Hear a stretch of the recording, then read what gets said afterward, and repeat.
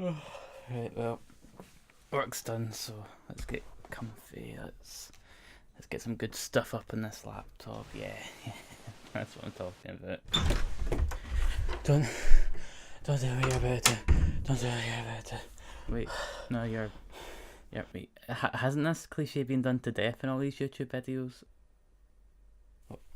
What are those? What are those pills and what's with that big bottle of wine as well? I'm just in a lot of pain. Just like, what are you doing here again? Anyway, don't do this. Don't do this video. Don't do it. You'll get death threats. People unsubscribe and dislike. You'll get called a cuck. I don't want to get called a cock. Can I take this as well? Yeah, just take that. Anyway, this is an okay album. Yeah. Cool. Right. Catch you later. Yeah, catch you whenever it's convenient for the script. Fuck that guy. Of course, I love being called a cuck. Let's do this.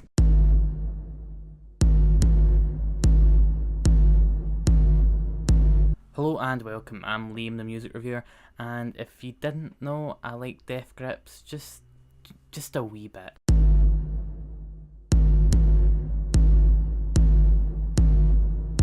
And I thought who better to talk about for my very first ranked series entry than the band that I would say got me into making YouTube videos in the first place. Just their music just really hit a chord with me, and I just thought, you know what, I want to be able to talk about this face to face, or well, face to plastic lens thingy. And yeah, I just if you don't know who Death Grips are, by the way, they're a hip hop outfit from Sacramento. Sorry, they're a hip hop outfit from Sacramento, but to just label them as a hip hop act, I think would be doing them a great disservice. They have roots in various other genres like industrial rock, noise rock, electro punk, and digital hardcore. They really are like an all-encompassing band who have easily become one of the most iconic acts of the 2010s. They have an expansive discography. Considering they've only been around since 2011, it's even more so. They might not have like a King Gizzard type discography where they're dropping like 5 albums in the 1 year or whatnot, but since their self-titled EP back in 2011, they've dropped 1 mixtape, 5 albums, 2 EPs, and 1 EP LP hybrid, and they've got another album set to drop later this year called Year of the Snitch. So they've had a lot going on, and they still do have a lot going on, and with this whole like hype train rolling with the fucking director of Shrek helping out, like what the fuck, that is just embracing them big time. Yeah, it just seems like an ideal time to just rank these albums, talk about them, and hopefully my hot takes won't piss you guys off too much. I really think I'm starting to become a total fucking contrarian, and I don't know if I like it or not. I'll be included in the mixtape, by the way, Exmilitary, in the ranking of all this, but not going to include steroids because of its nature, I don't think that it would be fair to try and rank it amongst it all, because it is a good release. I just don't think it would be fair. But yeah, ready to get noided? Let's go. Let's get into this.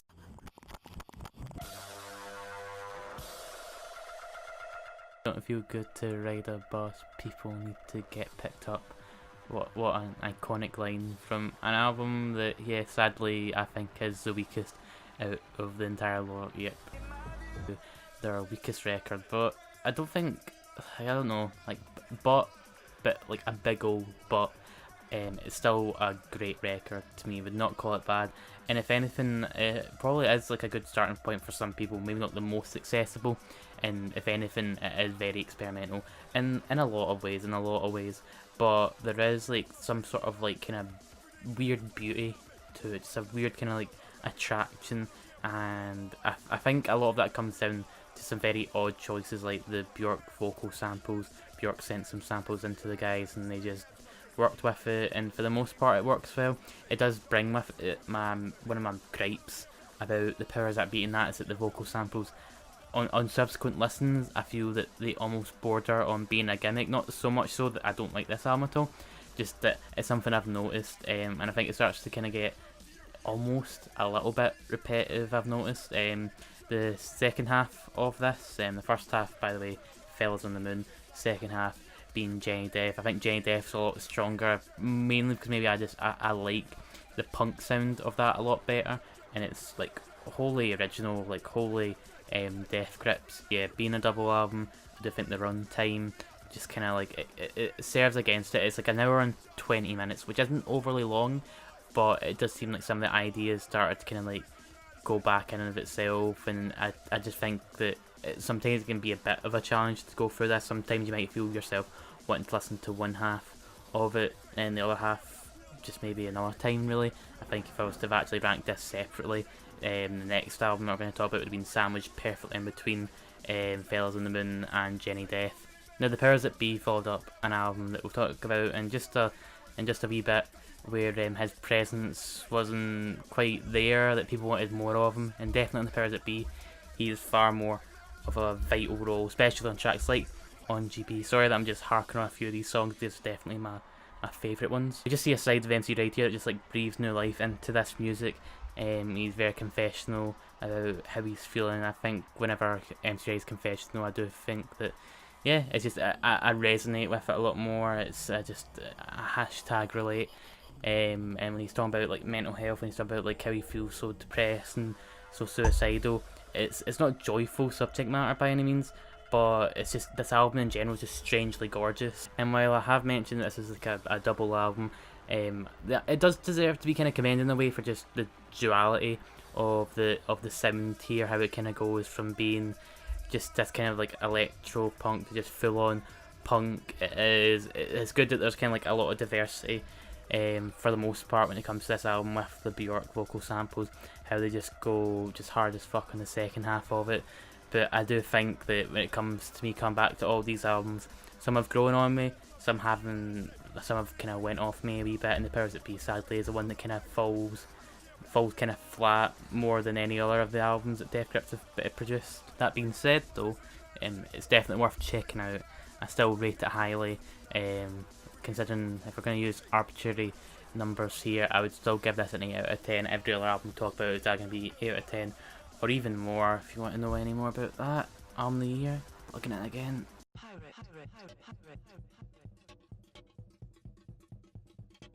I can feel the rage coming from the comment section, from just probably yourself watching this, especially if you're David, who actually ranked the Death Grips discography, and I'll link to that at the end of this this video. But yeah, I think Government Plates is a better album than the Powers That Be, and I only came to this realisation a few days ago. I was much in the same camp as many other people who think that Government Plates is the weakest album, but I listened to it again just a few days ago. It's been over the course of the past week that I've been listening to all of these albums, and just it was the one that I kept coming back to, because I kept thinking to myself, wait, I actually like this album now. Like I thought it was their weakest, and yeah, there is some like very valid criticism about this album, but they don't really rub me the wrong way. I think Government Plates has some of the best instrumentals. I think it has some of MC Ride's best vocal deliveries, and really has some of their best songs just in general. So for me, it was a no-brainer for me to rank this over what I think is a kind of floated album in the form of the Powers That Be. MC Ride just, as I say, gives some of his best vocal performances here on Anne Bonny. It just it gives me chills. It ties for No Love Deep Web in terms of just how emotional, just how raw, just how like just spine chilling his delivery can be. He's not quite just this raspy yelling guy all the time. He has got some kind of diversity in terms of his deliveries, and it's just, it points on here just his attitude, along with the production here from Zach Hill and Andy Moran. It tears apart. Like, it just can't seem to contain it, and it's just it's so appealing to me. It might be kind of, people might criticize it for that like one's trying to overpower the other, and definitely on this album, especially in the latter half of it, it almost seems like the production, the instrumentals are getting too much of a priority. MC Ride only makes appearances in the form of like repeated phrases and whatnot, but I think there's enough of like a kind of like symbiosis, like a relationship between the two. And even, dare I say, if you were to look into the lyrics, you could probably try and make some sort of like justification for why it has more prominence than the other. There's a lot of kind of beef, I guess, with labels and whatnot when it came to this album. Feels Like a Wheel has the line "Let Me Live My Life," and if the title alone, I wouldn't be surprised if there was some sort of like worry of this nature kind of fueling Government Plates, where the band felt that their image, where their sound could be compromised by these connections. Again, that could be like a total stretch, but even if what I've just said there is like, it's just a complete farce. Like, it makes no sense. I think the instrumentals here, it kind of goes to show that just in the hip hop realm alone, Death Grip's instrumentals can put most like entire hip hop projects to absolute shame. Some of my favourite tracks from here are probably things like Feels Like a Wee Where It Feels Like a Desert Ray. There's like some sort of like ominous just surrounding it, where you just feel the urge to dance, only just to avoid like the eerie nature of what surrounds you. And yeah, lyrically, I think it's also a great album. I just think that it's quite cryptic, quite like Cocoa Sugar that I was really big on, where there's no clear agenda, where some lyrics can have like various meanings, like 3 or 4 at points. It's not quite like how the 2 albums that preceded Government Plates, The Money Store and No Love Deep Web, where there was a main theme going on, even if sometimes those albums did try and differentiate themselves from that core element. So yeah, I'm a believer now. I think Government Plates is great, and if you disagree, then you can just suck my dwelling into what made your glory days just so glorious can be a dangerous task. You can try and pull it off, I guess, and fans are just going to say, oh, you're a perfectionist, you've managed to take what I thought was just good before and now I think it's perfect, I think it's even better than before. Or you try and do it and you make an absolute arse of yourself and it just makes you look like a complete fool. As you may expect from Bottomless Pit's ranking on this list, it definitely wasn't the negative choice here.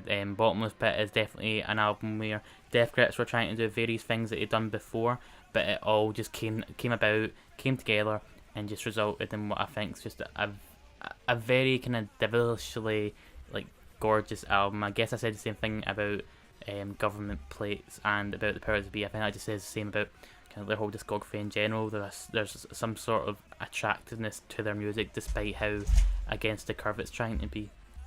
Sorry for that noise there, my dog is just rolling about the place. What we have on our soon to be destroyed plates, here's a meal just worth drilling over. There's like a sonic assault on the senses. Bottomless Pit just manages to both like repulse you with its intentionally gross and manipulative lyrics at times, while treating listeners to some of the most aggressive music they've ever put out. Giving Bad People Good Ideas is definitely a highlight on this. Starts everything off, and there's these black metal drums that just hit you right in the face, but then they're matched with these like really tender, soft female vocals. It's just a matching that just shouldn't work at all, but the band just make it work and no one's complaining about that. The standout song though is 3 Bedrooms in a Good Neighbourhood. It's just, I love it so much. It just cannot be tamed. It's filled to the brim with like classic MC Ride imagery. Cyborgs Swelling Pregnant Can't Abort. The reversed instrumentals just further enhance what was already some brilliant production. And obviously, like, you're always going to praise the production of a Death Grips release, no matter what gripes you might have with some of them. They always sound really fucking good. It's just crisp and luscious, and it just seems every time the band, like when they reach their peak, they just come out with something that just blows it out of the water. They constantly try and outdo themselves, and while this ranking might not be in like a chronological order of like from worst to best, I do have to say that the band always surprised me in some shape or form. The symbiosis between the vocals and the production here are just truly astounding. It can be so easy for one to get more focused than the other, and we have seen that with some other albums, but I think they're just the perfect balance has been struck here, and it's just even more commendable considering how insane this album can be at times. It's easily the most erratic, gloomy and creepy since No Love Deep Web, and I'm just all here for it personally. But yeah, with Bottomless Pit, like, they managed to just like cross so many paths together, and it just shows why they are one of the most exciting acts around at this point in their career. It is their most recent album, but they just managed to display so much accessibility. Like with The Money Store, there was like the punk influences from Exmilitary that popped up on here, and just the utter bizarreness that came about with The Powers That Be. It didn't taint their golden run. They're still going, and while I don't think it's their best, and it's not in their top 3, oh my god, what a great record. One of my favourites from 2016.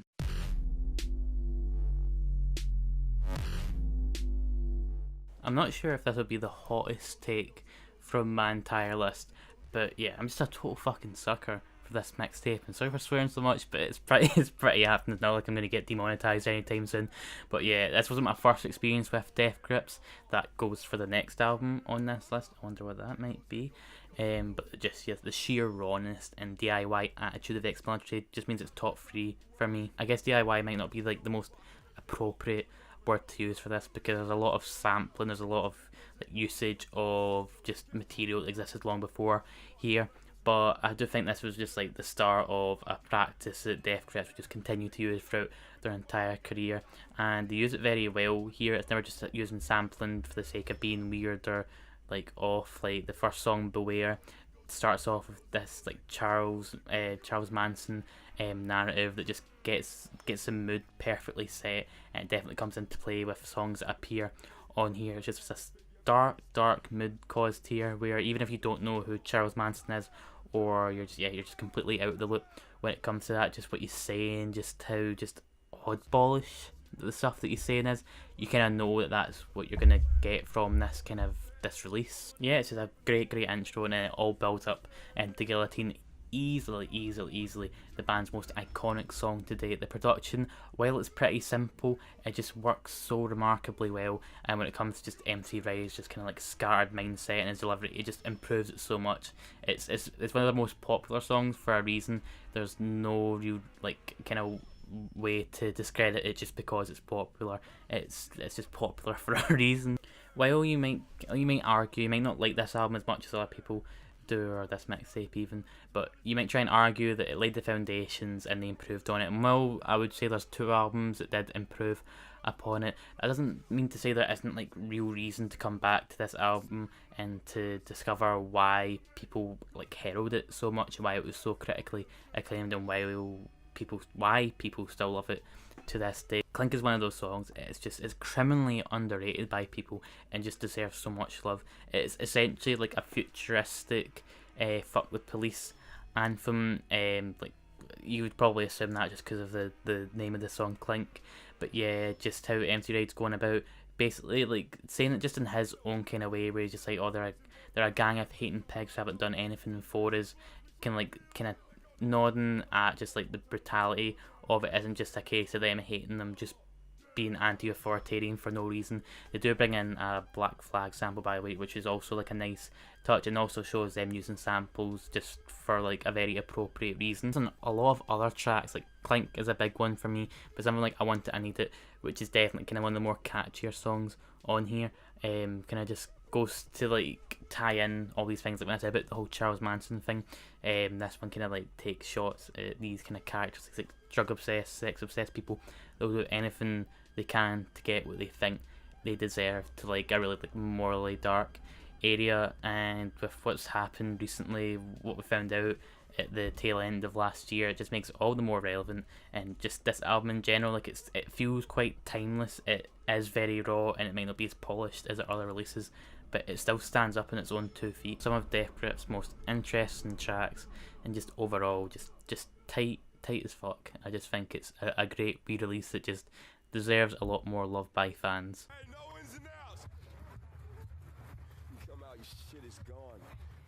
From the second that Get Got kicks in and MC Raid spouting his lines at 60 miles per hour, the Money Store has you in the palm of its hands, and it just won't let you go. It would just be begging for it to be played again as soon as it's done.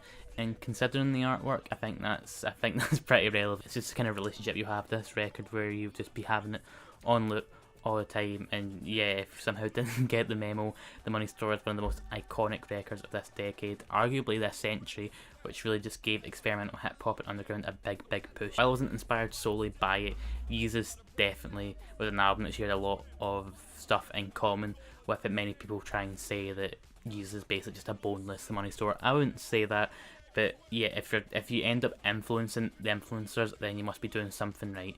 But The Money Store is just very much an album that just questions everything and anything. Hacker is undoubtedly one of Death Grips' most important songs. It's a personal favourite for me, and it just obviously kind of unsubtly kind of picks it, like the whole kind of like hacking culture, making reference to it throughout, but it's not quite the whole kind of like, oh, technology bad kind of sentiment. It's just dripping with Death Grip charm, especially lines like "you'll catch a JPEG to the head," the "cray cray ultra contrarian," "make your water break in the Apple Store," "teach bitches how to swim." Like there's just so many like iconicness put in to this, and yeah, it's just unequivocally a Death Grips song. The Money Store is just by far the most accessible Death Grips album out of the lot, and I've seen footage is the most accessible track of the lot. It's pretty much as close to a dance anthem as Death Grips will ever put out, but it's just got this dark matter running through it. It just essentially takes aim at how desensitized we all are. MC Ride making like kind of like mentioning like ghettos and whatnot, how people view them to how they actually are, and it just shows it in just like such grisly detail. And this was back in 2012, remember, so this was before like you'd look at an article about something bad happening and somebody would go, oh my god, it's like Black Mirror. Like, it was very much like ahead of its time, and it's what makes it so important. The iconic line of "I stay noided" appears here, and it just fittingly ties into how on edge this entire album is. It's just got a real appeal for myself. It just kind of capitalises on that forward thinking attitude that Exmilitary had. And with other songs like The Fever, again, something that any like Death Grips fan, no matter how casual they are, has listened to. It's kind of detached from the whole technology topic that the Money Store kind of talks about a lot. But it still ties in with the whole mental state of the character in question. The production's just whirring and clanging around your head as you're introduced to this like violent, paranoid individual, and like I say, the production kind of like helps you kind of tap in to it, just gets you like fully immersed. It's just it feels weird to say this is an enjoyable album considering like the subject matter and just the production in general, but it is like you put the first song on and you won't feel any temptation to finish it and then probably put it on immediately after. Oh god, it's just a fantastic album. I could probably do a whole video essay just on the sampling used, just on the lyrical themes and whatnot, but listen, for another time. And I know what you're probably thinking, so if the Money Store is so great, if the Money Store is a 10 out of 10 but it's only number 2, so you're just going to give the top spot to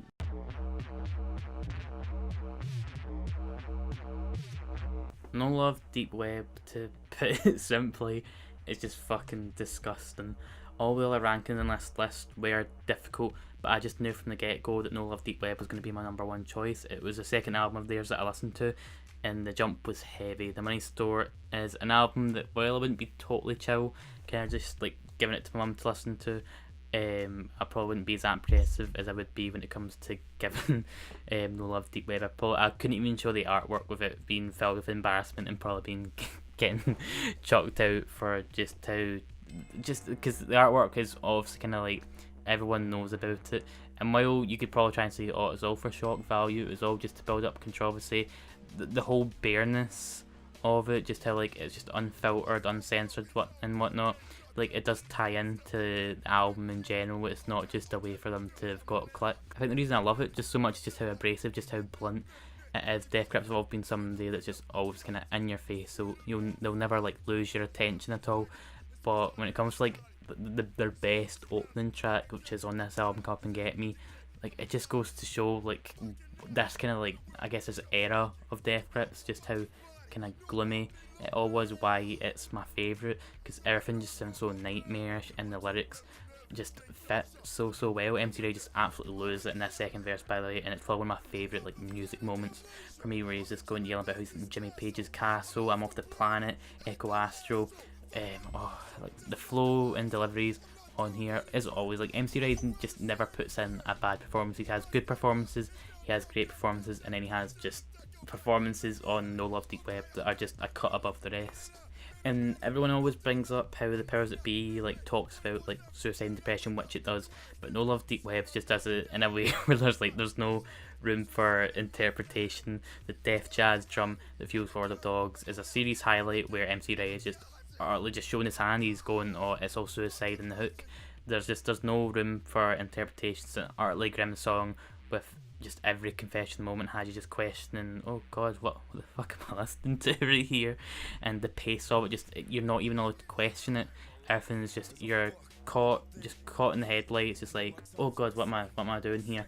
And I think that's why I like it, because there's very few albums that I've listened to over the years where I've felt this sort of panic, this sort of just uneasiness. And No Love Deep Web is pretty much like a testing ground for a lot of things. Andy Moore and Zach Hill's production, from the get-go till their latest album, has just always been great.